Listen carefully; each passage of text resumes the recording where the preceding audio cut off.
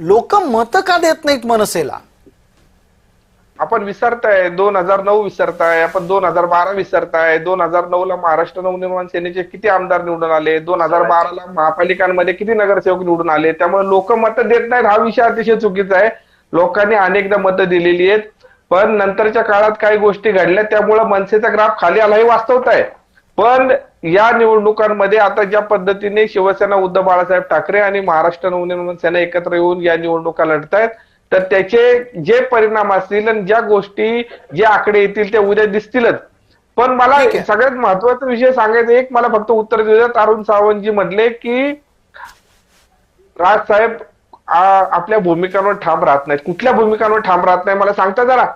मराठीच्या विषयावर पक्ष स्थापन झाला, मराठीच्या विषयावर पक्ष स्थापन झाल्यापासून आम्ही ठाम आहे. त्याचे आम्हाला अनेकदा राजकीय परिणाम भोगावे लागले, आम्हाला कधी त्यामुळं अपयश आलं, कधी यश मिळालं, आम्ही त्या भानगडीत गेलोच नाही. पण आम्ही आमच्या मुद्द्यावर ठाम राहिलोय. आम्ही कधी यश मिळतंय अपयश मिळतंय म्हणून तो मुद्दा सोडला नाही कधी.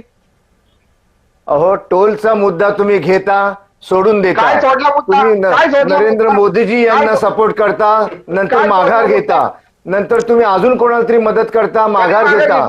त्याच्यानंतर तुम्ही आता एक गोष्ट खरी आहे की तुम्ही मराठी भाषेचा तुम्ही मुद्दा उचलला, याबद्दल तुमचे मी आभार व्यक्त करेन. साहेबांचा स्वभाव आहे, राज ठाकरे साहेबांचं धोरण आहे.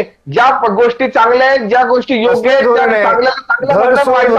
हे धोरण नव्हे, वृत्ती हे धोरण नव्हे, आणि त्यामुळे आज हे हाल झालेले आहेत. टोलच्या बाबतीत भूमिका काय बदलली मला सांगा? टोलच्या बाबतीत काय भूमिका बदलली?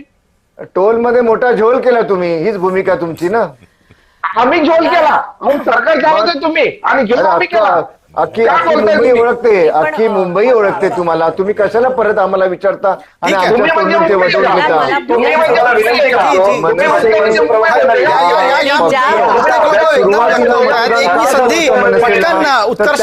महाराष्ट्राच्या अरुणजी आणि योगेश खैरे या निमित्तानं उत्कर्षा रूपवते बोलू इच्छित आहेत. एकदा त्यांना संधी देऊया. आपल्या या कार्यक्रमामध्ये